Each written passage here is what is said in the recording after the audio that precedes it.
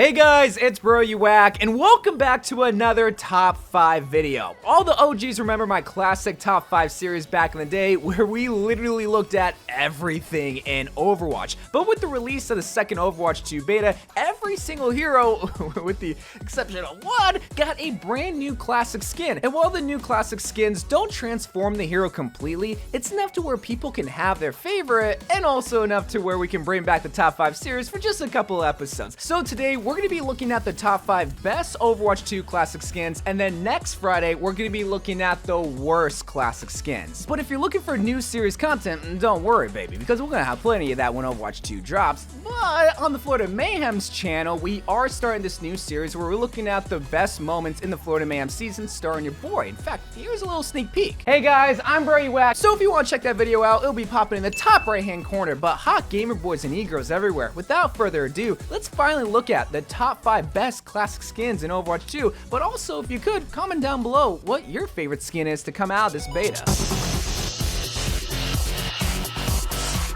LUCIO was actually the first hero to get a classic skin redesign alongside Tracer when Overwatch 2 got announced originally back at BlizzCon 2019. And seeing this new take on how skins were going to be designed in Overwatch 2 got so many people excited for the future for this game, and well, that future was going to be a while. Now, I feel like LUCIO's Overwatch 2 skin design is really what embodies what Overwatch 2 is supposed to represent, taking what's already worked in the past and just improving on it and modernizing it. I mean, this game came out in 2016, and a lot of these heroes were designed well before then. And LUCIO is a perfect example of a hero's classic design that was accepted and beloved so early on by the Overwatch community that if you were to change his iconic look, I feel like a lot of people would fall out of love with this hero. So what did the Overwatch team decide to do? Well, they kept the same green and blue color palette, they updated his DJ hardware, and changed his hairdo just enough to where it could look a little bit fresher than his Overwatch 1 locks. Because my god, how do you have rave sticks as hair? Like, I love that. I love how they incorporated the DJ vibe in his hairdo. Not to mention the other little details in the skin, specifically in the blaster. If you look at the back part of it, there's a little sound wave effect because obviously he's a DJ, and if you shoot the gun or if you boop it, it increases in sound, and when you're not doing that, it decreases in sound as if you're moving the volume up and down. Overall, this LUCIO skin looks dope. It still fits his DJ style, but more importantly, it helped tell the story of this new chapter of Overwatch 2, where there's going to be a lot more battles taking place. I mean, you can't be wearing a green tank top with a frog logo on the front of it. No, there's going to be bullets coming at you. You got to wear some mesh or some body armor, and that's exactly what they did, but they didn't lose what makes LUCIO LUCIO in that process.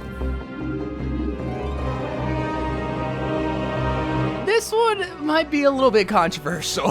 MOIRA's Overwatch 2 classic skin is gonna be one that people either love or really, really hate, and it's all because of her right arm. It's a lot more, how do I say this while being PG? It looks like a straight up peanut. She looks like the cliche scientist comic book characters that one day she injected herself in this unknown substance, but it went horribly wrong and gave her this like veiny purple arm that also gave her superpowers, but she's not a superhero, she's a supervillain because her power is peeing on people, which is probably why it looks like a peanut.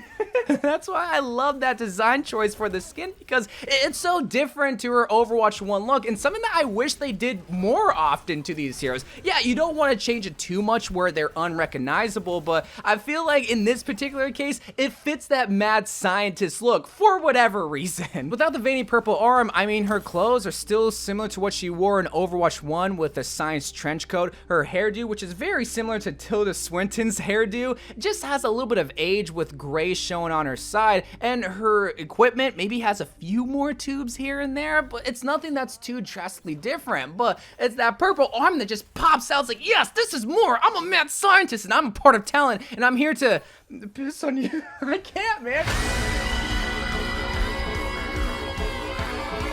ROADHOG got his money up, not his funny up, and he don't know how to act, bro. He got a new hairdo, a new black leather coat, and updated his hook and chain. He's just fresh to death, bro, and that's why he's taking the number 3 spot. Now, y'all might miss that pig-like aesthetic where not only did he look like one, but he acted like one, getting dirt, grime, and mud on every inch of his clothes and equipment. I mean, he literally has an epic skin called Pigpen, but when Overwatch 2 comes around, and all the heroes have a chance to reintroduce introduce themselves, ROADHOG took it to the next level, and he did not play. He went to a designer barber and told him, make my stuff look straight, boy, got rid of his ponytail and got this buzzed mohawk, which only ROADHOG can make look good, and then I feel like ROADHOG would go to Claire's to get this septum piercing because he's graduating from a pig to a straight up bull, because you gotta respect the hook and respect the bull. Then after that, he went straight down to Gucci and pimped himself out in an all black leather jacket, because if you're gonna be having a midlife crisis while hogging the road, get it, because he's a road hog and he's also having midlife crisis because he's freaking 48, then you also gotta look apart. I love this Roadhog skin. I feel like he cleaned up perfectly for Overwatch 2, but more importantly, he's still showing his butt crack, because I mean, hey, you gotta show the girls what you're working with, you know?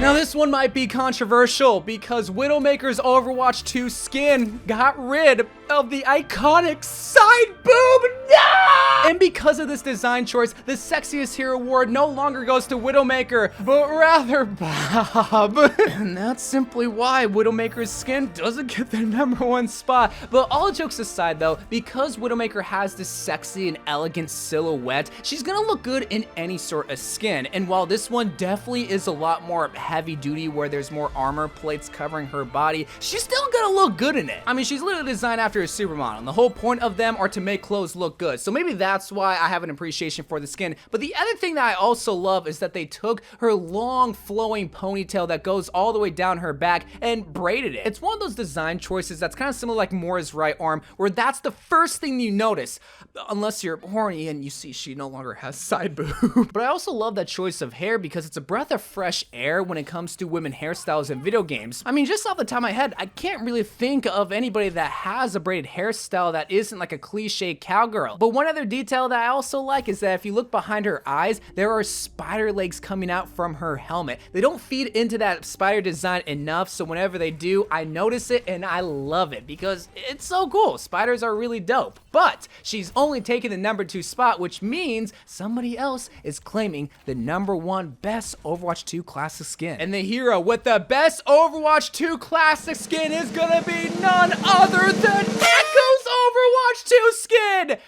It's the same.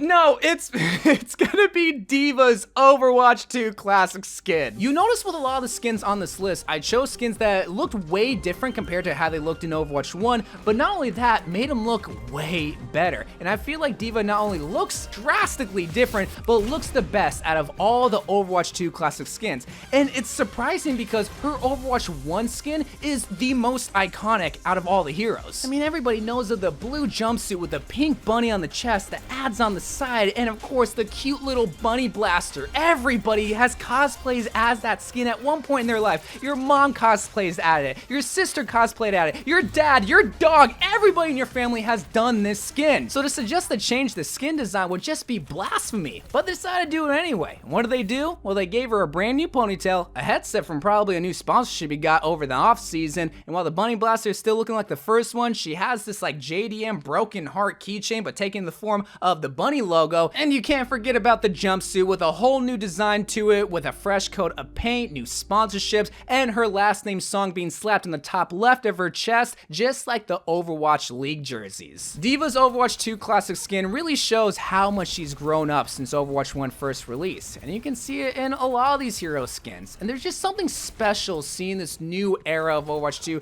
come with all these new classic skins for heroes. It's slowly becoming one of my favorite parts about Overwatch 2, and I'm definitely curious to know what your favorite Overwatch 2 classic skin is. And hopefully it's not a skin that I list off in next week's episode, but until then, I love you guys, thank you guys for watching, more Overwatch and Overwatch 2 videos to come, and bye.